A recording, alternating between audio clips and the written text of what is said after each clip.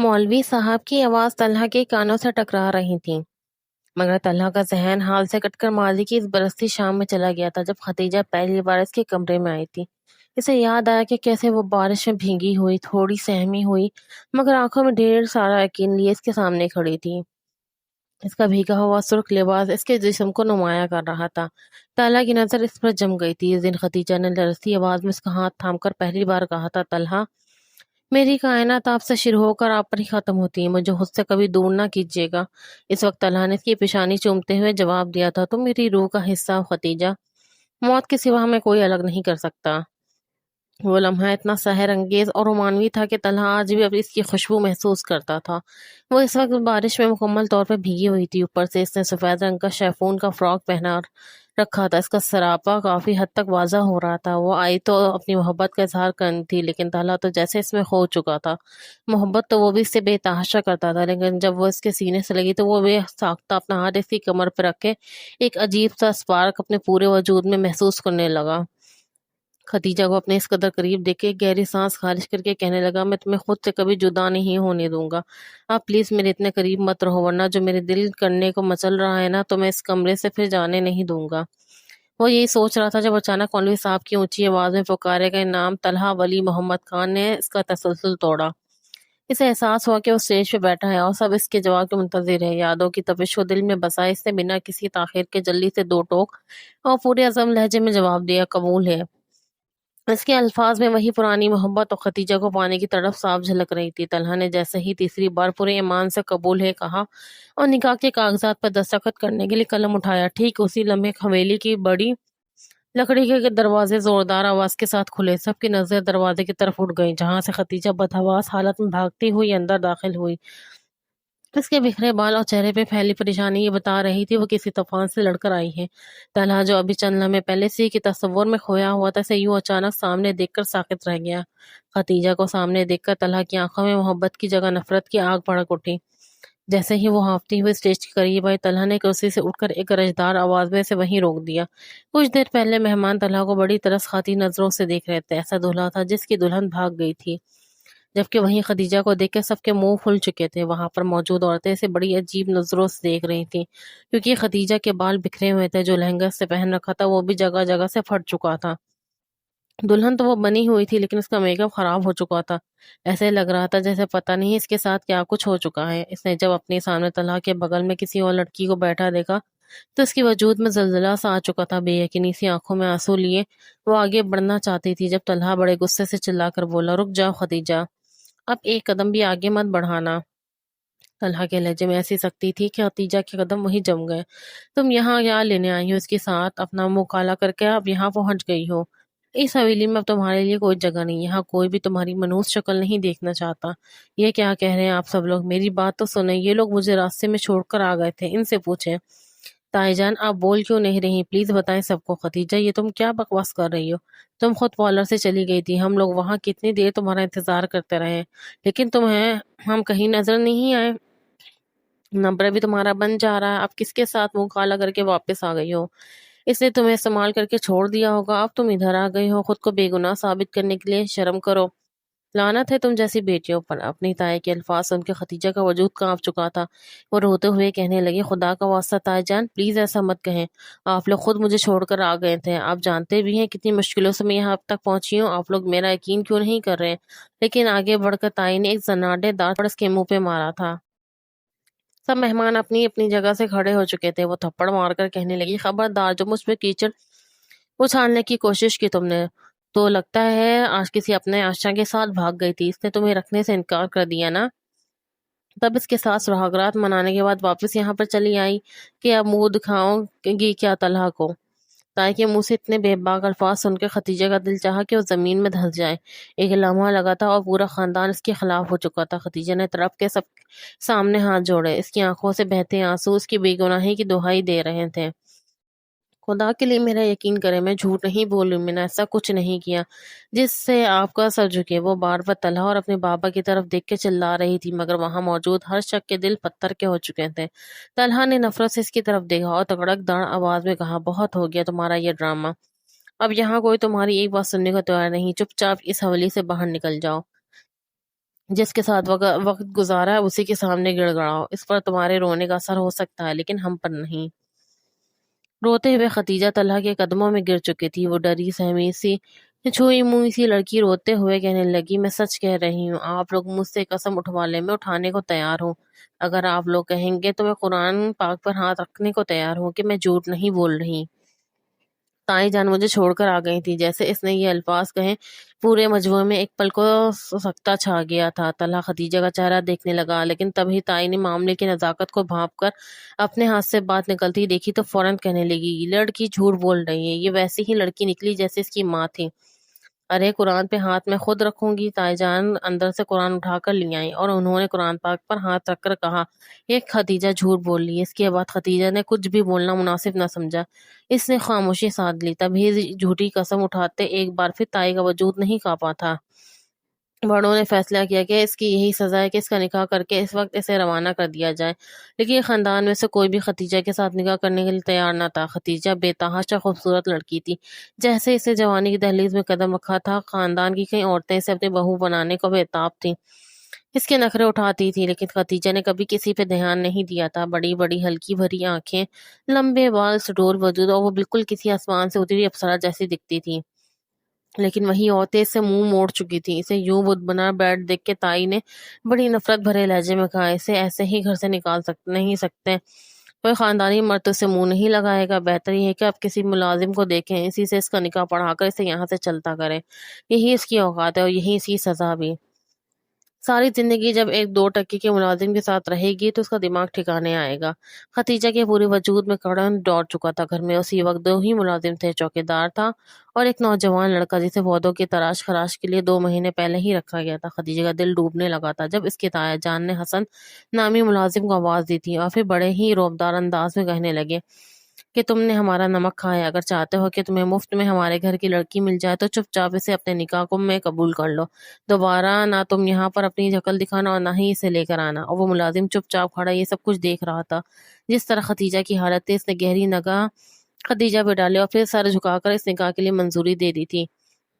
خدیجہ کو سب کچھ خواب سا لگ رہا تھا. خدیجہ نے خاموشی سے نکاح کیا اور حویلی سے رخصت ہو کر اس کے کچے مکان میں چلی گئی. حویلی سے دکارے جانے کے بعد خدیجہ کا نکاح اسی وقت ایک انتہائی غریب اور کچے مکان والے شخص فہد سے کر دیا گیا. اس کے ساتھ اس کے ٹوٹے پھوٹے مکان میں پہنچ گئے جہاں غربت کی بو فضا میں بسی ہوئی تھی. خدیجہ سیدھی کمرے میں ایک پرانے اور ٹوٹے ہوئے بیڈ کے کونے پہ بیٹھی اپنی قسمت پہ آنسو بہا رہی تھی. اس کے بال بکھرے ہوئے تھے اور کاجل گالوں پر پھیل کر اس کی بربادی کی داستان سنا رہا تھا. اس نے آج کی رات کے لیے طلحہ کے ساتھ بہت کچھ سوچ رکھا تھا. اسے آج کی رات طلحہ کے بہوں میں ہونا تھا لیکن قسمت کو یہ سب منظور نہ تھا. اسے ابھی بھی یہ سب کچھ ایک خواب لگ رہا تھا. کہاں وہ حویلی کے عالیشان کمرے میں رہنے والی اور کہاں وہ ایسا کمرہ جہاں پر زد بلب جھلملا رہا تھا اور پنکھا اس قدر زنگ آلود تھا کہ چل کام رہا تھا اور شور زیادہ پیدا کر رہا تھا. تب خدیجہ کے کان میں ایک سرگوشی گونجی تھی. اسے طلحہ کے وہ الفاظ یاد آنے لگے. شادی کے کچھ روز پہلے جب طلحہ اچانک سے موقع دے کے اس کے پاس چلا آیا تھا. وہ اس وقت کچن میں چائے بنا رہی تھی جب اس نے اپنی تھوڑی خدیجہ کے کندھے میں رکھی اور پھر اپنی بھاری بھرکم سانسیں اس کے چہرے پہ چھوڑنے لگا. خدیجہ میں بتا نہیں سکتا، میں انگلیوں پہ ایک ایک دن گن رہا ہوں. وہ کون سی گھڑی ہوگی جب تم میری باہوں میں ہوگی. تم نہیں جانتی میں نے اپنی فرسٹ ویڈنگ نائٹ کو لے کے کیا کیا سوچ رکھا ہے. میرے جذبات جان جاؤ تو شرم کے ماری پانی پانی ہو جاؤ. خدیجہ کا پورا وجود پسینے کی بوندوں سے تمتمانے لگا تھا. ہڑبڑا کے کہنے لگی، یہ کیسی باتیں کر رہے ہیں آپ طلحہ؟ اگر کسی نے دیکھ لیا تو جایا یہاں سے. تائی جان نے سختی سے منع کیا تھا کہ ہم دونوں ایک دوسرے کو ہرگز نہیں دیکھ سکتے. لیکن وہ اس کے ہاتھ پکڑ چکا تھا. اس سے پہلے کہ وہ اس کے ہاتھ کو اپنے لبوں سے لگاتا، فہد جیسے سودا سلف لینے کے لیے بھیجا گیا تھا وہ سامان لے کے کچن میں داخل ہوا تھا. سامنے ان دونوں کو کھڑا دیکھ کر اس نے فوراً نظریں جھکا لی تھی جبکہ طلحہ اور خدیجہ دونوں ہی ایک فاصلہ برقرار کر چکے تھے. وہ ابھی بھی طلحہ کے خیالوں میں گم تھی. اسی لمحے فہد کمرے میں داخل ہوا. اس نے میلے کچلے لباس میں خدیجہ کی بے بسی کا تماشا دیکھا اور ایک طنزیہ مسکراہٹ کے ساتھ اس کے قریب آیا. اس نے خدیجہ کے بکھرے بالوں کو جھٹکے سے پکڑا اور اس کے چہرے کے قریب جھک کر زہریلے لہجے میں کہا، کیوں میڈم؟ اب چیز چیز کا انتظار کر رہی ہیں؟ کیا تمہیں لگتا ہے یہاں بھی تمہیں حویلی جیسے نوکر ملیں گے؟ اب تم اس ٹوٹے ہوئے مکان کی مالکہ ہو۔ خدیجہ کو اس کی باتیں سن کر بہت حیرانگی ہو رہی تھی۔ یہ وہی فہد تھا جو ان کی حویلی میں رہ کر سارے کام کرتا تھا، اور کبھی اس کی ہمت نہیں ہوتی تھی کہ وہ خدیجہ سے یا گھر کے کسی بھی فرد سے اس لہجے میں بات کرے۔ خطیجہ اپنی سوچوں میں گم تھی کہ فہد نے خدیجہ کے بکھرے بالوں پر اپنی گرفت مزید سخت کر دی۔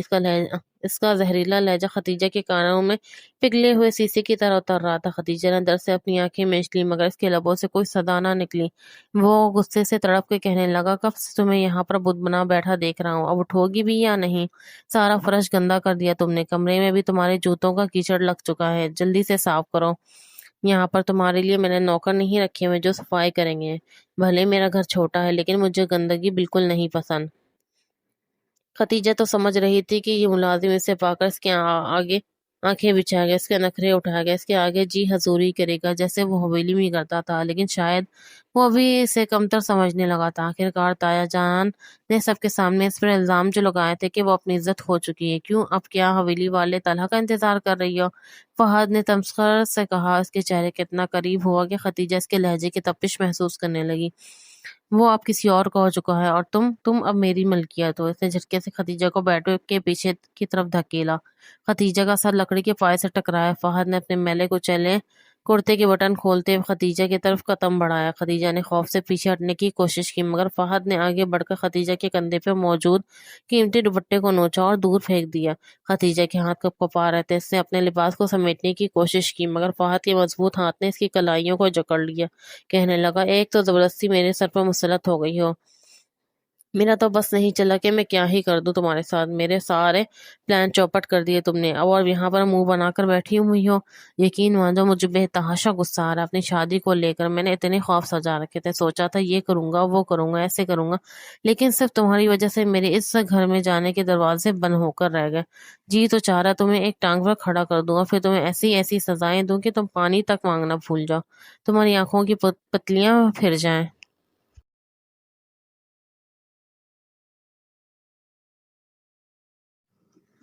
خدیجہ کا سانس حلق میں ہی اٹک رہا تھا۔ پچھلے سارے دکھ اور غم تو جیسے وہ بھول چکی تھی اپنی آنکھوں کے سامنے۔ فہد کا یہ رویہ دیکھ کر وہ حیران ہو رہی تھی کہ چپ چاپ گم سم رہنے والا یہ ملازم آخر اس قدر دلیر کیسے ہو سکتا ہے۔ خدیجہ کی آنکھوں سے آنسو ٹوٹ کر اس کی گالوں پر بہنے لگے، مگر ان آنسوؤں میں اب خوف نہیں تھا۔ جیسے ہی فرحت نے مزید قریب ہو کر اس کے لباس کے گریبان کی طرف ہاتھ بڑھایا، خدیجہ نے اپنی پوری طاقت جمع کی اور ایک للچتی ہوئی مگر کاٹدار آواز میں بولی، مار دو مجھے فہد، خبردار جو مجھے ہاتھ لگانے کی کوشش کی تم نے، میں تمہیں اپنا شوہر مانتی ہی نہیں ہوں۔ تمہیں کیا لگا تھا سب کی طرح تم بھی مجھے ذلیل کرو گے، باتیں سناؤ گے، میں چپ چاپ سنتی رہوں گی؟ نہیں، کیا میں نے کچھ بھی نہیں، بلا وجہ کس لیے بے قصور سزا بھگتوں؟ میرے ساتھ کچھ بھی کرنے کی کوشش کی تو پھر دیکھنا۔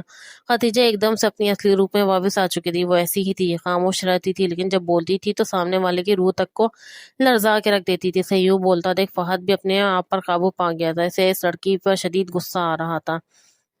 خدیجہ نے انتہائی غصے سے کہا تو تب فہد پیچھے ہٹ گیا، اور اس نے کہا، جو دل میں آتا ہے وہ کرو، میں تمہارے قریب نہیں آؤں گا، تم میرے قابل ہی نہیں ہو۔ کیا کہا؟ میں تمہارے قابل نہیں؟ اپنے آپ کو کوئی چیز نہ سمجھو، سب کی غلط فہمی تھی جس کی وجہ سے میں آج یہاں پر ہوں، اور تمہیں شرم ہونی چاہیے کہ میں تمہیں میرے لیے کیسے الفاظ استعمال کر رہے ہوں۔ میں اب تمہاری بیوی ہوں، تمہارے نکاح میں ہوں، کمرے سے نکل جاؤ اور آئندہ میرے سامنے مت آنا۔ فہد حویلی میں کام کرنے کے ساتھ کوئی اور بھی پارٹ ٹائم جاب کرتا تھا جس کا کسی کو بھی پتہ نہیں تھا۔ شاید وہ باہر محنت مزدوری کرتا ہو، سب کا خیال یہی تھا۔ وہ چپ کر کے گھر سے باہر نکل گیا۔ خدیجہ وہیں بیڈ پر بیٹھی رو رہی تھی۔ کچھ دیر بعد جب چینج کرنے کے لیے اس نے اپنے چھوٹے سے بیگ سے کپڑے نکالا، واش روم کی طرف گئی تو سامنے کا منظر دیکھ کے اسے عجیب گھبراہٹ ہونے لگی تھی۔ یہاں پر تو چھوٹا سا کچا واش روم تھا، سامنے بالٹی پڑی تھی، یعنی نہانے کے لیے بالٹی میں پانی بھر کے نہانا پڑتا تھا۔ شاور نام کی تو کوئی چیز ہی نہیں تھی۔ اسے ایسے نہانے کی عادت ہی نہیں تھی۔ اسے شدید الجھن ہو رہی تھی۔ وہ فوراً واش روم سے باہر نکلی اور کمرے کو لاک کر کے اس نے وہیں پر اس لہنگے کو چینج کیا۔ اس قدر خوشی کے ساتھ وہ طلحہ کی خاطر تیار ہوئی تھی، لیکن اسے کہاں خبر تھی یہ رات اس کی یوں کسی اور کے گھر میں اس انداز میں گزرنے والی ہے۔ طلحہ جب کمرے میں داخل ہوا تو مریم جو اس کی تایا کی بیٹی تھی اور خدیجہ کی جگہ جو اس کی دلہن بنی تھی اس کا انتظار کر رہی تھی۔ طلحہ نے شیروانی اتار کر ایک طرف رکھ دی اور واش روم میں جا کر کپڑے بدل لیے۔ تبھی مریم نے کہا، یہ آپ کیا کر رہے ہیں؟ تب طلحہ نے کہا تھا، تم بھی یہ بھاری ڈریس اتار دو اور ایزی ہو جاؤ۔ طلحہ نے مریم کی باتوں کو انسنا کرتے ہوئے بیزاری سے کہا۔ اس کے چہرے پہ تھکن اور بیزاری کی گہری لکیریں تھیں۔ وہ خاموشی سے بیٹھ کے دوسری طرف جا کر لیٹ گیا اور رخ موڑ کر آنکھیں مون کر لی، جیسے اس کمرے میں اور مریم کے وجود سے فرار ہو چاہتا ہو۔ طلحہ نے کوئی جواب نہیں دیا۔ اس پر مریم نے جھٹکے سے اس کے کندھا پکڑ کر اپنی طرف موڑنے کی کوشش کی۔ میری طرف دکھیں، کیا آپ کو نظر نہیں آ رہا میں آپ کے لیے کتنا سج دھج کر بیٹھی ہوں؟ آپ شیروانی اتار کے ایسے سکون سے لیٹ گئے ہیں جیسے کچھ ہوا ہی نہ ہو۔ طلحہ نے بوجھل آنکھیں کھولی اور سپاٹ لہجے میں کہا، مریم میں بہت تھک چکا ہوں، مجھے سونے دو۔ مریم کا موڈ بری طرح سے خراب ہو چکا تھا، کہنے لگی، کیسے سو جاؤں؟ میں آپ کی دلہن بن کر بیٹھی ہوئی ہوں، یہ رات آپ نے میرے ساتھ یادگار بنانی ہے، مجھے منہ دکھائی کا تحفہ دینا ہے، آپ کیسے میرے ارمانوں پہ پانی پھیر سکتے ہیں؟ طلحہ کے دماغ میں تو ابھی تک خدیجہ تھی، وہ اس کو اپنے ذہن سے نکال ہی نہیں پا رہا تھا۔ اس بیڈ پر اس نے اس کے ساتھ یہ رات بتانی تھی، لیکن جس طرح مریم اپنے جذبات کا اظہار کر رہی تھی، طلحہ اٹھ کر بیٹھ گیا۔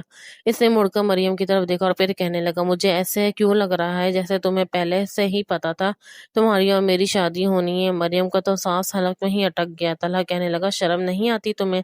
اس قدر ایکسائٹڈ کیسے ہو سکتی ہے، وہ بھی ایک لڑکی ہو کر؟ میں خود کو یہ ماننے کے لیے تیار نہیں کر پا رہا کہ تم میری بیوی بن چکی ہو۔ مجھے تو لگا تھا شاید تائی نے زبردستی تمہیں شادی مجھ سے کروائی عزت رکھنے کے لیے، لیکن تم تو یوں خوش لگ رہی ہو جیسے سب کچھ تمہاری مرضی سے ہوا ہو۔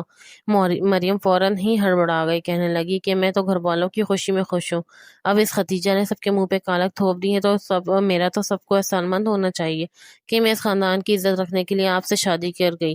آپ کو بھی میرے جذبات کا خیال رکھنا چاہیے۔ لیکن طلحہ اسے گھور کر دیکھتا رہا اور دوسری طرف منہ کر کے سو چکا تھا۔ کمرے کی لائٹ بھی اس نے آف کر دی تھی۔ مریم نے منہ بسوڑکے سے دیکھا تھا۔ یہ سب کچھ اس کا اور اس کی ماں کا ہی تو کیا دھرا تھا۔ دونوں ماں بیٹی نے مل کر جو سازش خدیجہ کے لیے رچی تھی، اس میں کامیاب ہو چکی تھی۔ پھر خود کو تسلی دے کر کہنے لگی، کیا ہو گیا جو آج کی رات طلحہ میرے قریب نہیں آئے؟ ساری زندگی انہی کے ساتھ تو رہنا ہے ایک کمرے میں، آج نہیں تو کل ہی صحیح، کل نہ صحیح تو پرسوں طلحہ کو میرے پاس ہی آنا پڑے گا۔ اگلی صبح مریم اور تائی دونوں کا موڈ خراب تھا۔ شاید رات کو ہونے والی ساری بات مریم نے تائی جان کو بتا دی تھی، لیکن طلحہ کو ان باتوں سے جیسے کوئی فرق نہیں پڑتا تھا۔ اسے اپنے اندر بہت زیادہ گھٹن محسوس ہوتی تھی۔ اسے خدیجہ کے ساتھ جو خواب دیکھے تھے وہ سارے چکناچور ہو چکے تھے، اور اب اسے ان سب باتوں سے کوئی فرق نہیں پڑتا تھا۔ خدیجہ نے جیسے ہی غسل خانے کا دروازہ کھولا، وہاں کے حالات دیکھ کر اس کے ماتھے پہ بل پڑ گئے۔ سامنے ایک پرانی رنگ اتری ہوئی بالٹی پڑی تھی اور صابن دانے میں صابن کا ایک چھوٹا سا گھسا ہوا ٹکڑا موجود تھا۔ دیوار پر لگی ٹوٹی سی پانی مسلسل ٹپک رہا تھا، جس کی آواز خاموش واش روم میں خدیجہ کے اعصاب ہتھوڑے کی طرح لگ رہی تھی۔ اس نے گہرے غصے میں ایک لمبا سانس لیا اور باہر نکل آئی۔ اس کا لہجہ دو ٹوک اور فیصلہ کن تھا۔ میں اس طرح کے محل کی عادی نہیں ہوں، نہ یہاں بالٹی ڈھنگ کی ہے، نہ صابن، اور یہ ٹوٹی، یہ تو مسلسل بہہ رہی ہے۔ مجھے یہ سب ابھی بدلا ہوا چاہیے۔ اسے کچن کی طرف اشارہ کرتے ہوئے مزید کہا، اور صرف واش روم ہی نہیں، اس گھر کا کچن تو دیکھو تو لگتا ہے برسوں سے کسی ترتیب کا منہ نہ دیکھا ہو۔ مجھے نہانے کے لیے شاور اور نیا سامان چاہیے، اور کچن کا انتظام بھی فوری طور پر درست ہونا چاہیے۔ میں یہاں اس بدنظمی میں ایک پل بھی نہیں رہ سکتی۔ خدیجہ فہد کا تو جیسے 36 کا آنکڑا تھا۔ بات بات پہ بحث کرنا اور ایک دوسرے کی بات کو کاٹنا روز کا معمول بن چکا تھا، لیکن اب کچھ دنوں سے گھر کی فضا بدلنے لگی تھی۔ خدیجہ جو کبھی کسی کام کو ہاتھ نہیں لگاتی تھی، اب سارا دن گھر کو سنوارنے میں مگن رہتی، کبھی کچن کی ترتیب ٹھیک کرتی تو کبھی واشنگ ایریا کی ٹوٹی ہوئی چیزیں بدلوا کے اسے چمکانے میں لگی رہتی۔ ایک دن جب خدیجہ کچن میں برتنوں کو نئی ترتیب دے کے پسینہ پوچھ رہی تھی اور ساتھ ہی فہد کے کسی پرانی بات پہ شکایت کر رہی تھی، تو فہد نے آگے سے بحث کرنے کی بجائے سے دیکھ کے ایک گہری مسکراہٹ دبا لی۔ خدیجہ نے حیرت سے دیکھا اور تڑک کر بولی، آپ مسکرا کیوں رہے ہیں؟ میں یہاں اتنی محنت کر رہی ہوں اور آپ کو مذاق سوجھ رہا ہے؟ فہد کی مسکراہٹ اور گہری ہوئی۔ اسے خدیجہ کا یہ بدلا ہوا روب، اس کا گھر کو اپنا سمجھ کر سنبھالنا اور چھوٹی چھوٹی باتوں پہ اس کا حق جتانا بہت بھلا لگ رہا تھا۔ اس نے سوچا کہ جو خدیجہ کبھی کام کے نام سے گھبراتی تھی، آج وہ اس گھر کو ایک خوبصورت آشیانہ بنا رہی ہے۔ اس نے کچھ کہے بغیر وہاں سے جاتے ہوئے دل میں کچھ سوچا۔ وہ صحن میں بیٹھی تنہی کپڑے دھونے میں مصروف تھی۔ نل سے گرتے ہوئے پانی کی شور سے اسے اپنے پیچھے آتی آہٹ سنائی نہیں دی، یا شاید وہ جان بوجھ کر انجان بن رہی۔ کام کے دوران اس کے کپڑے جگہ جگہ سے گیلے ہو کر اس کے وجود سے چمٹ رہے تھے اور پیشانی پر پسینے کی ننھی ننھی بوندیں چمک رہی تھی۔ فہد وہیں دہلیز پر رک گیا۔ اسے یاد آیا کہ کیسے کچھ دن پہلے تک وہ اس بات پر بضد تھی کہ اسے یہ سب کام نہیں آتے اور وہ کبھی نہیں کرے گی۔ لیکن آج اسے یوں محنت کرتے دیکھ اسے اپنی آنکھوں پر یقین نہیں آ رہا تھا۔ اس کی نظریں ساکت تھیں، جن میں حیرت بھی تھی اور ایک انجانی سا ستائش بھی تھا۔ وہ خاموشی سے اسے دیکھتا رہا۔ اس کی جھکی ہوئی پلکیں اور پانی سے بھیگ گئے ہاتھ اس بات کی گواہی دے رہے تھے کہ حالات اب بدل رہے ہیں۔ وہ ضدی لڑکی بھلا سمجھوتا کرنا سیکھ گئی تھی، اور یہی بدلاؤ فہد کے دل میں جمی برف پگھلانے کے لیے کافی تھا۔ رات کے سناٹے میں مچھروں کی بھنبھناہٹ نے اسے بے چین کر رکھا تھا۔ فہد نے اسے کروٹیں بدلتے دیکھا تو رہا نہیں گیا۔ اتنے زیادہ مچھر ہیں، میں کل کسی اچھے پنکھے کا انتظام کر دوں گا، اس نے دھیمی آواز میں کہا۔ وہ کچھ نہ بولی، بس خاموشی سے سنتی رہی۔ سارا دن کام کر کے تھک جاتی ہے، اوپر سے یہ مچھر۔ تم چاہو تو میرے پاس آ کر لیٹ جاؤ، کوئی بات نہیں، میرے ساتھ لیٹ جاؤ۔ اس کی آواز میں ایک عجیب سی اپنائیت تھی، جیسے وہ سارے فاصلے مٹانے کا ارادہ کر چکا ہو۔ طلحہ دن بھر بزنس کے کاموں میں بری طرح الجھا رہا۔ فائلوں، میٹنگز اور فون کالز کے تھکا دینے والے سلسلے کے بعد جب وہ رات گھر پہنچا تو پورا گھر خاموشی میں ڈوبا ہوا تھا۔ وہ تھکے ہوئے قدموں سے اپنے کمرے کی سمت بڑھا، مگر قدم دروازے پر ہی ٹھٹک کر رہ گئے۔ سامنے اس کی بیوی بیڈ پہ نیم دراز، ہاتھ میں ریموٹ تھا، ہمیں بڑے توجہ سے ٹی وی پر ڈرامہ دیکھنے میں مگن تھی۔ اسے کوئی خبر نہیں تھی کہ اس کی چچی ساس، جو طلحہ کی امی تھی، 3-4 دن سے بخار میں تڑپ رہی تھی۔ مریم، تم یہاں بیٹھی ہو، تمہیں خبر ہے امی جان کی طبیعت کتنی خراب ہے؟ اور میں صبح گیا تھا تب بھی تم کمرے میں تھی، اور ابھی آ رہا ہوں ابھی بھی تم کمرے میں ہو۔ کبھی روم سے نکل کے باہر کے حالات بھی جائزہ لیا کرو، گھر کو سنبھالا کرو۔ سارا تم تھکتی نہیں ہو لیٹ لیٹ کر؟ اور امی مجھے بتا رہی کہ تم یا تو کمرے میں رہتی یا پھر سہیلیوں کے ساتھ چلی جاتی ہو۔ یہ تو کوئی بات نہیں ہوئی، اگر تم ایسے ہی کرتی رہو گی تو اس طرح سے ہمارا رشتہ خراب ہوگا۔ طلحہ کے یہ الفاظ سن کر مریم چلا کر بولی، کون سا رشتہ؟ ہمارا رشتہ پہلے کون سا ہے؟ آج تک تم مجھے حق زوجیت ادا نہیں کر سکے، اور بات کرتے ہو رشتے کے، جس دن تم میرے ساتھ رشتہ نبھاؤ گے نا، اس دن میں بھی اس گھر کو اپنا گھر سمجھ لوں گی۔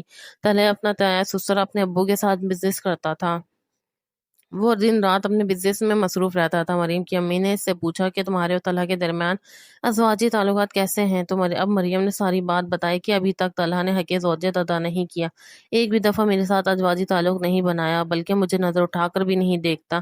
امی نے اس سے کہا کہ اگر وہ نہیں تمہارے قریب آتا تو تم اس کے پاس جاؤ، اس کو اپنے حسن سے اپنی طرف متوجہ کرنے کی کوشش کرو۔ امی کے سمجھانے پر مریم نے سوچا کہ ایک دفعہ پھر بھی کوشش کر کے دیکھ لیتی ہوں۔ طلحہ گہری نیند میں تھا، یا شاید تھکن سے اسے بے سود کر دیا تھا۔ وہ دبی قدموں بیٹھ کے قریب آئی، اس کے چہرے کو غور سے دیکھنے لگی۔ اس کے دل میں چاہت کی ایک لہر اٹھی، اس نے ہمت جمع کی اور دھیرے سے اپنا ہاتھ اس کے بالوں میں پھیرا، پھر جھک کر اس کے قریب ہونے لگی۔ اس کی زلفیں طلحہ کے چہرے کو چھو رہی تھی، اسے لگا شاید آج وہ برف پگھل جائے گی، لیکن جیسے ہی اس نے طلحہ کا ہاتھ تھامنا چاہا، طلحہ نے ایک جھٹکے سے اس کا ہاتھ پری کر دیا۔ کیا کر رہی ہو؟ طلحہ نے آنکھیں کھولے بغیر نہایت سرد اور بیزار لہجے میں اسے پیچھے دھکیل دیا۔ مجھے سونے دو۔ ختیجہ دن رات ایک کر کے کام کرتی تھی، اس نے اپنا گھر کو کونا کونا بدل دیا تھا۔ فہد کو یقین نہیں ہوتا تھا کہ وہی لڑکی ہے۔ وہ بہت خوش تھا۔ آہستہ آہستہ ختیجہ نے اس کے دل میں اپنی جگہ بنا لی تھی۔ فہد اس کے بارے میں سوچتا تھا، اگر یہ واقعی پارلر سے بھاگ گئی تھی تو پھر یہ واپس کیوں آ گئی تھی؟ کیا اس کے ساتھ کسی نے دھوکہ کیا تھا؟ کیا اس کو کسی نے استعمال کر کے چھوڑ دیا تھا؟ جس حالت میں یہ واپس آئی تھی، اس کو دیکھ کر تو لگتا تھا کہ کسی نے اس کے ساتھ زیادتی کی ہوگی۔ اسی کشمکش میں وہ اپنے کام پر چلا گیا۔ ختیجہ کے بہت پوچھنے پر بھی کبھی فہد نے اسے بتایا نہیں کہ وہ کیا کام کرتا ہے۔ ختیجہ کو آج رہ رہ کے ماضی کی ساری باتیں یاد آ رہی تھی۔ اس کا دل گھر والوں کے لیے بہت اداس تھا، کیسے انہوں نے ایک پل میں اسے خود سے دور کر دیا۔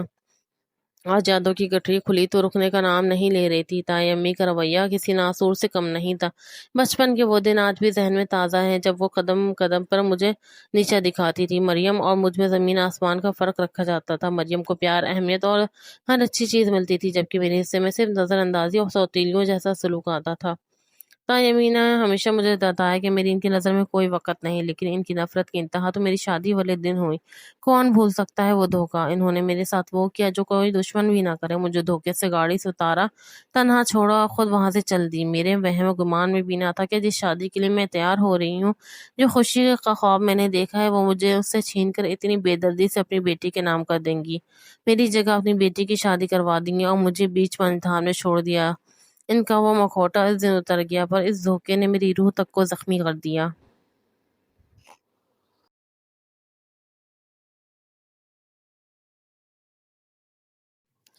خدیجہ نے اپنی ڈائری میں فہد کے بارے میں لکھا، کیسے وہ میں دل میں گھر کر رہا۔ خدیجہ کے کمرے کی کھڑکی کے پاس کھڑی باہر پھیلتے اندھیرے کو دیکھ رہی تھی، بالکل ویسے ہی جیسے اس کے دل میں اداسی پھیل رہی تھی۔ وہ بار بار فہد کے بارے میں سوچ کر خود کو ملامت کر رہی تھی۔ تبھی دروازے پہ دستک ہوئی۔ میڈم، کسی کی آواز نے اس کے خیالوں کا تسلسل توڑا۔ خدیجہ نے پلٹ کے دیکھا۔ جی کیا بات ہے؟ ملازم نے بڑے احتیاط سے ایک خوبصورت سا بیگ اور کچھ سامان میز پہ رکھا اور کہا، میڈم آپ پریشان نہ ہو، صاحب نے کہا ہے وہ جلد آ جائیں گے، انہوں نے فی الحال آپ کے لیے سامان بھیجا ہے۔ صاحب؟ خدیجہ کے قدم وہیں جم گئے۔ اس نے حیرت سے کبھی سامان کو دیکھا اور کبھی ملازم کو۔ اس کا دل زور سے دھڑکا۔ صاحب نے بھیجا ہے؟ اس نے دل میں سوچا، کہیں یہ سامان میرے گھر سے تو نہیں آیا؟ اس نے ہچکچاتے ہوئے پوچھا۔ سامان لانے والے نے بتایا، نہیں میڈم، یہ سامان فہد صاحب نے بھیجا ہے، لیکن انہیں کیسے پتا کہ میں یہاں پریشان ہوں اور انہوں نے یہ سب کچھ کیوں بھیجا؟ اس کے ذہن میں سوالوں کا طوفان اٹھ کھڑا۔ وہ تو سمجھ رہی تھی کہ فہد کے پاس اتنے پیسے نہیں ہوتے اور وہ اس سے دور رہے اور شاید اسے اتنی پرواہ بھی نہیں، لیکن یہ سامان اس بات کا ثبوت تھا کہ وہ نہ صرف اس کی پرواہ کرتا ہے بلکہ خدیجہ کی ہر ضرورت اور اس کی بے چینی پر نظر رکھے ہوئے ہیں۔ کتنے روز سے وہ اس کے سامنے نہیں تھا۔ خدیجہ کو بڑی شدت سے اس کی کمی محسوس ہو رہی تھی، بس یہی سوچ رہی تھی کہ کون سا وقت تھا اور فہد اس کے سامنے تھا۔ اس کا بار بار بہانے بہانے سے اسے چھونا، اس سے ہلکی پھلکی شرارت کرنا بار بار اسے یاد آ رہا تھا۔ اگر فہد اس کا نصیب تھا تو وہ اس کے لیے اس گھر میں رہنا بھی ایڈجسٹ کر چکی تھی، لیکن وہ کہاں چلا گیا تھا اسے چھوڑ کر؟ اس کی آنکھوں میں بے ساختہ آنسو آ گئے تھے۔ تب اپنے دل کو بہلانے کے لیے اس نے ٹی وی کو آن کر دیا۔ سامنے ایک نیوز چینل چل رہا تھا۔ خدیجہ نظریں سامنے لگے ہوئے ٹی وی پر جم گئی، جہاں جعلی ادویات بنانے والی گروہ کی تفصیلات خبروں میں بتائی جا رہی تھی، لیکن اس کے پیروں تلے سے زمین تب نکلی جب اس نے ایک طرف لگی تصویر دیکھی۔ وہ تصویر کسی مجرم کی نہیں تھی بلکہ اسپیشل برانچ کے ایک افسر کی تھی، جس کے نیچے اس کا اصل عہدہ اور نام درج تھا۔ وہ تصویر فہد جہانگیر کی تھی، وہی فہد جو اس کے باپ کے گھر میں ایک معمولی ملازم بن کر رہ رہا تھا۔ یہ کیسے ممکن ہے؟ خدیجہ کی حلق میں کانٹے سے چبھ گئے۔ Fahad special secret branch officer? اس کا ذہن تیزی سے ماضی کی طرف گیا۔ ہر وقت الرٹ رہنا، تائے جان کی ہر حرکت پر نظر رکھنا اور کاروبار میں نقصان کا بہانہ کر کے انہیں روکنا۔ خدیجہ کے ابو اور اس کے تائے جان اکٹھے کاروبار کرتے تھے، طلحہ بھی ان کے ساتھ ہی مل کر کام کرتا تھا۔ خدیجہ شروع سے سنتی آئی تھی کہ طلحہ اور اس کے تائے میں اکثر بحث ہو جاتی ہے کاروبار کو لے کے۔ خدیجہ کا ایک چاچو اور ایک تائے جان تھے، طلحہ اس کے چاچو کا بیٹا تھا۔ خدیجہ کا ابو کاروبار کے سلسلے میں اکثر باہر ممالک آتا جاتا رہتا تھا۔ پاکستان میں جتنا کاروبار تھا، اس کا تائے جان اور طلحہ دونوں مل کر دیکھتے تھے۔ وہ جانتی تھی اس کے تائے جان اور طلحہ کا کاروبار کے معاملے میں اتنی زیادہ نہیں بنتی۔ طلحہ اکثر کہتا تھا، تائے جان، جو دوائیاں ہم لوگ تیار کرواتے ہیں، مجھے شک ہے ان میں کچھ دوائیاں ایسی ہیں جن سے دوسروں کی جان کو خطرہ ہو سکتا ہے۔ لیکن تائے جان ہمیشہ اس کی بات کو ٹوک دیتے تھے۔ پکڑے جانے والے گروہ کی تفصیل سن کر خدیجہ کو اور بھی حیرانگی ہوئی، کیونکہ وہ بار بار اس کے تائے کا نام لے رہے تھے۔ اسے اب سمجھ آیا کہ فہد ملازم بن کے ان کے گھر میں کیوں رہ رہا تھا۔ وہ کسی بڑے مشن پر تھا اور شاید تائے جان کا کاروبار یا ان کے ارد گرد کے لوگ اس کیس کی زد میں تھے۔ وہ ایک پولیس افسر ہے اور میرے باپ کے گھر میں ملازم بن کے رہا، اس کا مطلب ہے کہ گھر میں کوئی ایسی بات ہے جس کی تلاشی وہ لے رہا ہے۔ خوف اور حیرت کی لہر خدیجہ کے پورے وجود میں دوڑ گئی۔ اسے سمجھ نہیں آ رہا تھا کہ وہ فہد کی اس حقیقت پہ خوش ہو یا اس خطرے سے ڈرے جو اس کے گھر کے اوپر منڈلا رہا تھا۔ وہ بھی تحاشا گھبرا چکی تھی، کتنے روز سے اس نے فہد کو دیکھا نہیں تھا۔ تبھی باہر آسمان پہ گہرے بادل منڈلانے لگے، ایک دم سے بجلی کڑکنے لگی، تیز طوفان آ چکا تھا۔ خدیجہ ڈر گئی تھی، اسے اس موسم میں بے تحاشا خوف آتا تھا۔ وہ کمرے میں دبک کر بیٹھی تھی، آنکھوں میں آنسو سے رہ رہ کر اسے فہد ہی یاد آ رہا تھا۔ جب دروازہ پوری قوت سے بجنے لگا باہر جس قدر تیز طوفان تھا، اس میں اتنی ہمت نہیں تھی کہ وہ جا کر دروازہ کھول سکے۔ اسے ڈر بھی لگ رہا تھا، تبھی اسے تیز طوفانی بارش پہ کوئی دیوار پھنا کر اندر آتا ہوا محسوس ہوا۔ وہ کانپ کر فوراً دروازے کے پیچھے چھپک گئی۔ جیسے ہی بھاری بھرکم قدموں کی آواز سنائی دی، وہ رونے لگی تھی، لیکن جیسے ہی اس نے دروازہ کھلتے دیکھا تو اپنا چہرہ ہاتھوں میں چھپا لیا۔ ڈر کر اپنی آنکھوں سے ہاتھ ہٹائے تو سامنے کوئی اور نہیں بلکہ فہد جہانگیر کھڑا تھا۔ اسے گھبرایا ہوا دیکھ کر فوراً اسے اپنے سینے سے بھیج چکا تھا۔ خدیجہ اس کے بازوؤں سے لگ کر خود بھی مکمل طور پر بھیگ چکی تھی۔ وہ رونے لگی تھی، سینے پہ مکے مار کے کہنے لگی، یہ کہاں چلے گئے تھے آپ؟ ذرا احساس نہیں ہے ہوا میرا اس گھر میں اکیلی میں کیسے رہوں گی؟ دن رات میرے جاگتے ہوئے گزرے، مجھے خوف آتا تھا، اور آپ مجھ سے بالکل بھی محبت نہیں کرتے، نہ آپ مجھے بیوی نہیں مانتے، نہ جس روز میں اس گھر میں آئی ہوں تب سے ہی میں نے کہا تھا آپ مجھے طلاق دے دے، لیکن بلکہ جان سے ہی مار دے، ختم کر دے مجھے۔ لیکن وہ اس کے لبوں پر ہاتھ رکھا چکا تھا، کہنے لگا، چپ، بالکل چپ، تم بالکل اکیلی نہیں تھی، اور یقیناً ٹی وی پر مجھے دیکھ بھی چکی ہوگی کہ میں کون ہوں۔ وہ روتے ہوئے کہنے لگی کہ آپ نے مجھ سے اپنی حقیقت کیوں چھپائی فہد؟ بہت گہری سانس خارج کر کے کہنے لگا، میں ایک دم سے اپنے آپ کو تمہارے سامنے ظاہر نہیں کرنا چاہتا تھا۔ میں پہلے تمہیں پرکھنا چاہتا تھا، اس کے بعد میں تمہیں بتانا چاہتا تھا۔ اس گھر میں ٹریننگ سسٹم لگا ہوا ہے، کیمرے نصب میں پل پل تم اپنی نگرانی میں رکھے ہوئے ہیں. اس نے جہاں جہاں خفیہ کیمرے لگائے تھے سب کچھ اس کے سامنے رکھ دیا اور وہ حیران ہو رہی تھی. وہ اسے بتانے لگا کہ میرے ڈپارٹمنٹ میں جاب لگی ہے اور پچھلے 6 سال سے میں اس ڈپارٹمنٹ کا حصہ ہوں. تبھی مجھے تمہارے تاجن کا کیس سونپا گیا تھا. وہ پتہ نہیں کتنے سالوں سے جعلی دوائیاں بنا کر لوگوں کی جان لے رہے ہیں، لیکن گورنمنٹ کے پاس یا کسی ڈپارٹمنٹ کے پاس ان کے خلاف کوئی ثبوت نہیں تھا، اس لیے مجھے مجبوراً بھیس بدل کے تمہارے گھر رہنا پڑا.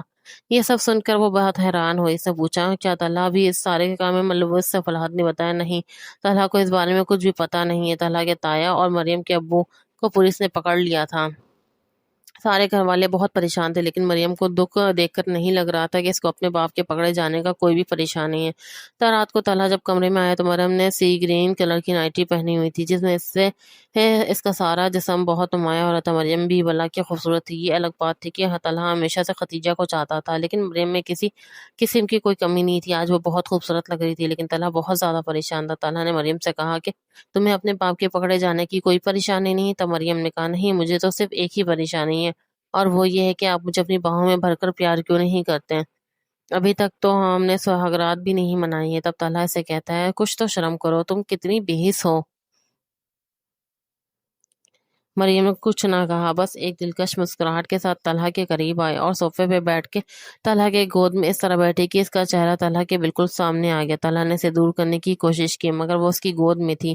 مریم طلحہ کے ہونٹوں کے قریب سرگوشی کرتے ہوئے بولی طلحہ تم نہیں جانتے میں نے اس رات کے لیے کتنی منتیں کی ہیں.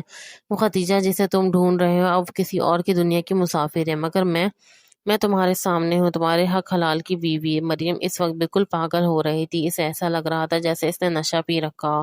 مریم نے اپنے نرم ہاتھ طلحہ کے گریبان میں ڈالا، اس کے سینے کی دھڑکنوں کو محسوس کرنے لگی. طلحہ کا سانس سکڑنے لگا تھا. مریم کے وجود کی تپش اور اس کی خوشبو اس پر ایک سحر طاری کر رہی تھی. طلحہ کے احتجاج کرنے والے الفاظ اس کی حلق میں دب رہ گئے، کیونکہ مریم نے بڑی بے باکی سے اپنے لب اس کے لبوں پر رکھ دیے تھے. ایک ایسا لمس تھا جس نے طلحہ کے اندر چلنے والے خیالات کا طوفان کو ایک دم تھما دیا تھا.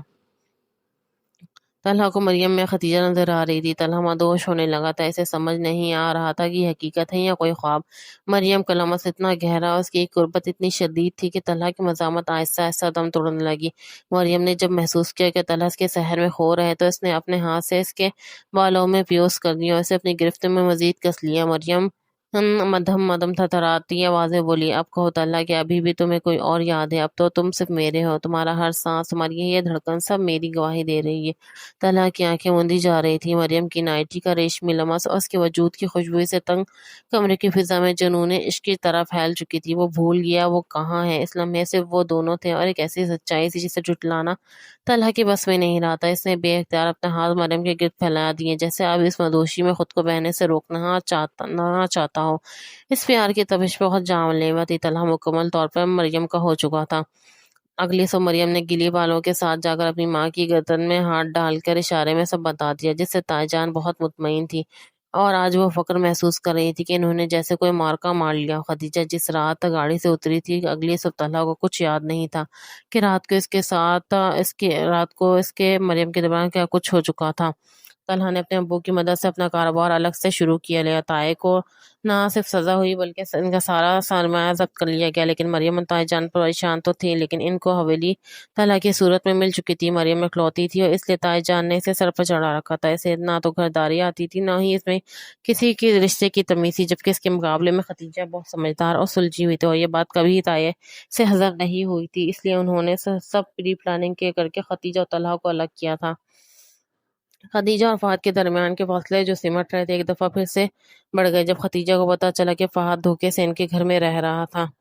خدیجہ اور فہد جس علاقے میں رہتے تھے وہاں اکثر لوڈ شیڈنگ رہتی تھی. فہد بیڈ پہ لیٹا کسی گہری سوچ میں گم تھا جب خدیجہ کھڑکی کے قریب کھڑی چاند کو دیکھ رہی تھی. دونوں کے درمیان ایک عجیب سا تناؤ، خاموشی تھی، جیسے ایک دوسرے کو بہت کچھ کہنا چاہتے ہوں مگر الفاظ ساتھ نہ دے رہے ہوں.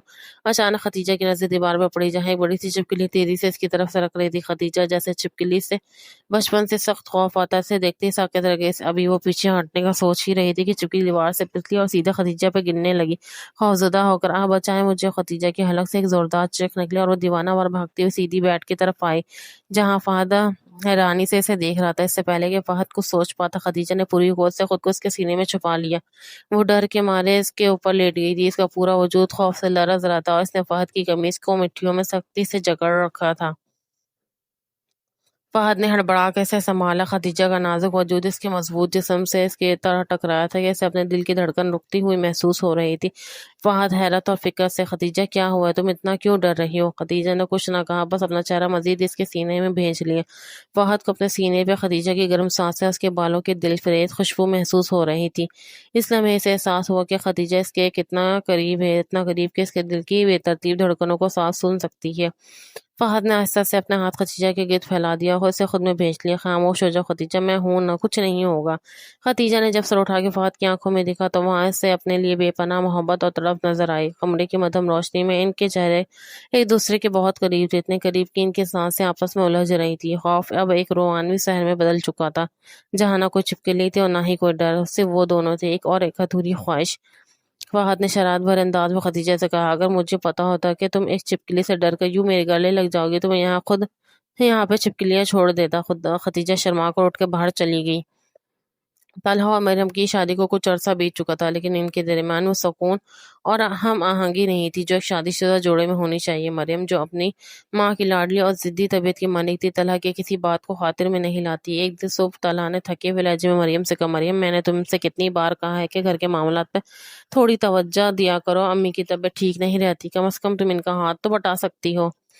مریم، جو ڈریسنگ ٹیبل کے سامنے بیٹھی بڑے اطمینان سے اپنے ناخنوں پر رنگ لگا رہی تھی، اس نے مڑ کر دیکھنا بھی گوارا نہیں کیا۔ طلحہ، میں نے تم سے پہلے بھی کہا تھا کہ مجھ سے یہ گھر گرہستی کے کام نہیں ہوتے، تمہاری امی کے لیے کام والی لگی تو ہے، وہی سب دیکھ لے گی۔ طلحہ کے ماتھے پہ غصے کی لکیریں ابھری۔ بات صرف کام کی نہیں ہے مریم، بات ذمہ داری کی ہے۔ میں جب بھی تمہیں کوئی کام کہتا ہوں تم اسے اپنا انسنا کر دیتی ہو، کبھی میرا کہنا مانا ہے تم نے؟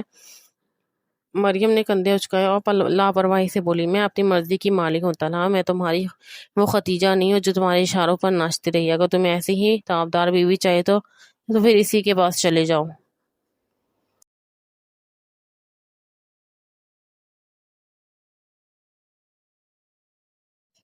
مریم کا یہ تلخ جواب طلحہ کے دل پر نشتر کی طرح لگا۔ وہ گھر کو سنبھالنا تو دور کی بات ہے، طلحہ کی ایک جائز بات ماننے کو بھی اپنی توہین سمجھتی تھی۔ گھر بکھرا رہتا تھا، کچن کا نظام درہم برہم تھا، مگر مریم کو صرف اپنی آرائش اور اپنی اناخت سے مطلب تھا۔ طلحہ کو شدت سے احساس ہونے لگا تھا اس نے کیسی عورت سے نازہ جوڑ لیا جس کے دل میں اپنوں کا احترام اور نئی گھر بسانے کی تڑپ ہے۔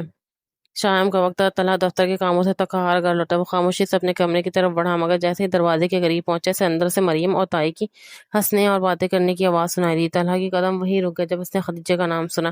مریم فاتحانہ لہجے بولی: امی، اب مانے یا نہ مانے، آپ نے کمال کر دیا۔ وہ بیچاری خدیجہ تو سوچ بھی نہیں سکتی تھی کہ اس کی اپنی تائی اس کے خلاف ایسا جال بنیں گی۔ اس پر وہ جھوٹا الزام لگا کر اسے گھر سے نکلوایا۔ ہائے، میرا تو راستہ ہی صاف ہو گیا۔ مریم کی امی فخر سے ہنستے ہوئے بولی: بیٹی، میں نے تیرے لیے اپنا سارا تجربہ داؤ پہ لگا دیا تھا۔ مجھے تو پتا تھا طلحہ اسے پسند کرتا ہے، اس لیے جب تک اسے بدنام نہ کر دیا جائے وہ کبھی تیرے نام کا قبول نہیں کرتا۔ اب دیکھو وہ بدنام ہو کر بھٹک رہی ہے اور تم یہاں اس گھر کی ملکہ بنی بیٹھی ہو۔ سچ ہے امی، اب طلحہ بیچارہ تو اب بھی سمجھتا ہے کہ خدیجہ نے دھوکہ دیا۔ میں جتنا مرضی دفتر میں تھک کر آئے یا مجھ سے کام کا کہیں، مجھے کیا پرواہ، میں نے تو اسے پا لیا، بس یہی میرے لیے کافی ہے۔ وہ ساری زندگی اسی پچھتاوے میں گزارے گا اور میں اپنی مرضی کی زندگی جیوں گی۔ دروازے کے باہر کھڑا طلحہ ساکت رہ گیا تھا۔ اس کے پاؤں تلے سے زمین نکل رہی تھی۔ وہ ہاتھ، وہ چہرہ چھپایا جسے وہ اپنا جیون ساتھی سمجھ کر گھر لایا تھا، وہ اتنا بھیانک نکلے گا، اسے اپنی سماعت پر یقین نہیں آ رہا تھا۔ غصے اور دکھ کی ایک لہر اس کے پورے وجود میں دوڑ گئی۔ اسے یاد آیا کہ اس نے کیسے خدیجہ پر شک کیا تھا، اسے گھر سے نکالا گیا تھا، جبکہ اصل گناہ گار تو اس کے اپنے کمرے میں بیٹھ کر اپنی جیت کا جشن منا رہی تھی۔ طلحہ نے مٹھیاں بھیج لی، اس کی آنکھیں خون کی طرح سرخ ہو رہی تھی، اسے لگ رہا تھا کہ اس کا دم گھٹ رہا ہے۔ جیسے ہی طلحہ کمرے میں داخل ہوا، مریم اور اس کی ماں کے چہروں کے رنگ اڑ گیا، اس کی ہنسی وہیں دب کر رہ گئی۔ طلحہ کی سرخ آنکھیں اور چہرے پہ چھائی نفرت بتا رہی تھی کہ وہ سب سن چکا ہے۔ تو یہ ہے تم دونوں کی حقیقت، میں نے سوچا بھی نہیں تھا کہ تم دونوں ماں بیٹی مل کر اتنا بڑا کھیل کھیلو گی۔ تائی امی، آپ تو ایک ماں تھیں۔ مریم نے گھبرا کر کچھ کہنا چاہا، مگر طلحہ نے ہاتھ کے اشارے سے اسے روک دیا۔ بس مریم، اب ایک لفظ ہی تمہاری زبان سے نکلا تو شاید میں اپنا ضبط کھو دوں۔ تم نے اور تمہاری ماں نے میرے ساتھ جو کیا وہ دھوکہ نہیں بلکہ ایک ایسا گناہ ہے جس کی معافی شاید خدا بھی نہ دے۔ جس رشتے کی بنیاد ہی جھوٹ پر اور سازش پر رکھی گئی تھی وہ رشتہ کبھی پنپ ہی نہیں سکتا۔ طلحہ، میری بات تو سنیں، میں نے یہ سب آپ کے لیے کیا کیونکہ میں محبت کے نام پر کسی کی زندگی تباہ کرنا محبت نہیں، جنون اور گھٹیا پن ہے۔ سنو، آج اور اسی وقت میں تم سے رشتہ ختم کرتا ہوں۔ میرے دل میں تمہارے لیے جو تھوڑی بہت جگہ تھی وہ بھی تمہاری ان باتوں نے ہمیشہ کے لیے ختم کر دی ہے۔ تم دونوں جب تک چاہو اس گھر میں رہ سکتی ہے۔ تم دونوں کو سڑک پہ نہیں پھینکوں گا۔ جو بھی ضرورت ہوگی تمہیں ملتی رہے گی۔ انسانیت کے ناطے میں اپنا فرض پورا کروں گا، لیکن یاد رکھنا میرا آج سے تم دونوں سے کوئی تعلق نہیں۔ نہ میں تمہارا شوہر ہوں، نہ تم میری بیوی۔ طلحہ نے جب سے یہ حقیقت سنی تھی، اس کا ضمیر اسے ملامت کر رہا تھا۔ اس نے خدیجہ کے ابو کو ساری سچائی بتا دی۔ دونوں کے دل بوجھل تھے اور آنکھیں شرمندہ۔ وہ سیدھا خدیجہ کے گھر پہنچے، جہاں خدیجہ اپنے شوہر فہد کے ساتھ زندگی گزار رہی تھی۔ جب وہ پہنچے تو خدیجہ سامنے موجود تھی۔ طلحہ اور اپنے ابو کو اچانک سامنے دیکھ کر وہ حیران رہ گئی۔ خدیجہ، مجھے معاف کر دو، میں بہت بڑا گناہگار ہوں۔ میں نے ان لوگوں کی باتوں پر یقین کیا جنہوں نے تمہارے پاکیزہ کردار پر کیچڑ اچھالا تھا۔ مریم اور اس کی ماں نے جو سازش رچی تھی وہ سب میرے سامنے آ گیا۔ خدیجہ کے ابو نے تڑپ کر اپنی بیٹی کے سر پر ہاتھ رکھا۔ بیٹی، میں بھی شرمندہ ہوں کہ اپنے جگر کے ٹکڑے کو پہچان نہ سکا۔ ہم سب تمہارے مجرم ہیں۔ خدیجہ ساکت کھڑی یہ سب سن رہی تھی۔ اس کی آنکھوں سے آنسو بہہ نکلے۔ اسی اثنا میں فہد کمرے کے دروازے پہ آ کھڑا ہوا۔ وہ خاموشی سے ان کی باتیں سن رہا تھا، لیکن اب اسے معلوم ہوا کہ خدیجہ کے خلاف ہونے والی تمام باتیں محض ایک گھناؤنی سازشیں تھیں۔ تو اسے اپنی بیوی پر ایک عجیب سا سامان محسوس ہونے لگا۔ طلحہ سر جھکائے خدیجہ کے سامنے کھڑا تھا۔ اس کی آنکھوں میں ندامت کے آنسو تھے اور وہ بار بار خدیجہ سے اپنی نادانی کی معافی مانگ رہا تھا۔ خدیجہ نے گہرا سانس لیا اور چند لمحے خاموش رہنے کے بعد طلحہ کی طرف دیکھا۔ طلحہ، میں نے آپ کو معاف کیا۔ میرے دل میں اب آپ کے لیے کوئی شکایت، کوئی میل نہیں ہے۔ جو کچھ ہوا اس میں اللہ کی مرضی سمجھ کر قبول کر چکی ہوں۔ طلحہ کے چہرے پہ تھوڑی سی سکون کی لہر آئی۔ اسے لگا شاید اب خدیجہ واپس لوٹ آئے گی، لیکن خدیجہ کے اگلے جملوں نے اسے حقیقت کے آئینہ دکھا دیا۔ لیکن طلحہ، معافی کا مطلب یہ نہیں کہ میں سب کچھ بھول کر واپس لوٹ آؤں۔ میں اس انسان کو چھوڑ کر کہیں نہیں جا سکتی۔ فہد نے مجھے اس وقت اپنایا تھا جب میرے اپنے خون نے مجھ سے منہ موڑا تھا۔ جب مجھ پر تہمت لگی تھی تو انہوں نے میرا ہاتھ تھاما تھا، مجھے اپنے گھر میں وہ عزت دی جس کی میں حقدار تھی۔ خدیجہ، وہ سب بس ایک غلط فہمی تھی، ایک سازش تھی۔ غلط فہمی ہو یا سازش، آزمائش کے اس وقت میں آپ نے مجھ پہ اعتبار نہیں کیا۔ رشتہ تو اسی دن ٹوٹ گیا تھا طلحہ۔ اب میں فہد کی بیوی ہوں اور میری دنیا انہی سے شروع اور انہی پر ختم ہوتی ہے۔ انہوں نے مجھے اجڑنے سے بچایا اور اب میں زندگی کی آخری سانسیں تک ان کے وفادار رہوں گی۔ طلحہ خاموشی سے خدیجہ کو دیکھ رہا تھا۔ اسے احساس ہوا کہ اس نے خدیجہ کو نہیں بلکہ ایک ایسی ہستی کو کھوج دیا ہے جو اب کسی اور کے ماتھے کا جھومر بن چکی ہے۔ فہد نے جب خدیجہ کی یہ باتیں سنی تھی، اس کی آنکھوں میں خدیجہ کے لیے محبت اور احترام پہلے سے بھی اور زیادہ بڑھ گیا۔ خدیجہ، کل اپنا سامان باندھ لینا، کیونکہ یہ گھر جس کا ہے وہ واپس آ رہا ہے اور ہم کوئی اور گھر دیکھیں گے۔ فہد، ہم یہاں کہاں آ گئے ہیں؟ آپ نے تو کہا تھا کہ ہم نئے مکان میں جا رہے ہیں، مگر یہ تو کسی بادشاہ کا محل لگ رہا ہے۔ ہم یہاں کس سے ملنے آئے ہیں؟ فہد کے لبوں پر ایک مسکراہٹ آئی۔ اس نے گاڑی سے اتر کر خدیجہ کے لیے دروازہ کھولا اور اس کا ہاتھ تھام کر اسے عالیشان گھر کے صحن میں لے آیا۔ خدیجہ، یہ کسی اور کا گھر نہیں بلکہ یہ تمہارا اپنا گھر ہے۔ جس چھوٹے سے مکان میں ہم اب تک رہ رہے تھے وہ دراصل میرے ایک دوست کا تھا جو میں نے صرف کچھ وقت کے لیے مانگا ہوا تھا۔ میں چاہتا تھا کہ تم مجھے میری دولت یا رتبے مرتبے کی وجہ سے نہیں بلکہ میری شخصیت کی وجہ سے پہچانو۔ خدیجہ ساکت کھڑی اس عالیشان عمارت کو دیکھ رہی تھی۔ اسے اپنی سماعت پہ یقین نہیں آ رہا تھا۔ میں دیکھنا چاہتا تھا کیا تم تنگی کی حالت میں بھی میرا ساتھ دو گی، اور تم نے ثابت کر دیا کہ تمہاری محبت مخلص ہے۔ خدیجہ، میں نے تمہیں اس وقت اپنایا جب سب نے چھوڑ دیا، اور اب میں تمہیں وہ تمام خوشیاں اور عزت دینا چاہتا ہوں جس کی تم حقدار ہو۔ یہ گھر، یہ سامان، یہ سب تمہارے قدموں میں ہے۔ گھر کا وہ خاص کمرہ جو کسی خوابگاہ سے کم نہ تھا، چاروں طرف سفید پھولوں کی بھینی بھینی خوشبو پھیلی ہوئی تھی اور کمرے میں جلتی مدھم شمعیں ایک سحر انگیز ماحول پیدا کر رہی تھی۔ خدیجہ، جو ریشمی سرخ لباس میں ملبوس تھی، آئینے کے سامنے کھڑی اپنا زیور اتار رہی تھی، مگر اس کے ہاتھ کپ کپا رہے تھے۔ فہد خاموشی سے کمرے میں داخل ہوا اور دروازہ بند کیا۔ اس کی نظریں آئینے میں خدیجہ کے سراپے پہ جم گئی تھی۔ چلتا ہوا وہ خدیجہ کے بالکل پیچھے آ کھڑا ہوا، جہاں آئینے میں ان دونوں کی نظریں ملی جو کمرے کی روشنی سے بھی زیادہ چمک رہی تھی۔ خدیجہ، فہد نے جھک کر خدیجہ کے کندھے پر اپنی گرفت مضبوط کیا اور اس کے کان کے پاس اپنی سانسوں کی تپش چھوڑ دی۔ خدیجہ نے بے اختیار اپنی آنکھیں موند لی۔ اس کے وجود میں ایک سنسنی سی دوڑ گئی۔ فہد کے ہاتھ خدیجہ کے بالوں سے ہوتے ہوئے اس کی گردن تک آئے اور اس نے بڑی نزاکت سے خدیجہ کے بال ایک طرف کر کے اس کی گردن پر اپنے لب رکھ دیے۔ خدیجہ دبی اور تھرتھرائی آواز میں بولی، فہد، میں نے کبھی سوچا نہ تھا اتنی خوشیاں سمیٹ پاؤں گی۔ فہد نے اسے اپنی طرف موڑتے ہوئے بولا، اب یہ تمام خوشیاں تمہاری ہیں اور میں بھی صرف تمہارا ہوں۔ فہد نے خدیجہ کو اپنی باہوں میں بھر لیا اور اسے بیڈ کی طرف لے گیا۔ خدیجہ کا نازک وجود فہد کے مضبوط جسم کی لمس سے پگھلنے لگا تھا۔ اس نے اپنا سر فہد کے سینے پہ رکھ دیا، جہاں دل کی تیز دھڑکنیں ایک دوسرے کے جذبات کی گواہی دے رہی تھیں۔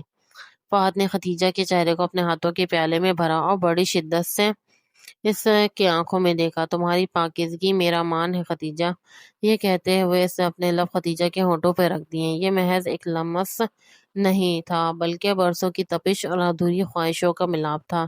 کمرے کی مدھم روشنی میں ریشمی پردوں کی اوٹ میں وہ دونوں دنیا مافیا سے بے خبر ایک دوسرے کے وجود میں کھو گئے تھے۔ رات کی خاموشی ان کے سانسوں کی حدت اور محبت کی تڑپ سے گرم ہونے لگی تھی۔ اس عالیشان گھر کے اس کمرے میں خدیجہ نے پہلی بار محسوس کیا کہ اس کی محبت کا آسمان اب مکمل ہو چکا ہے۔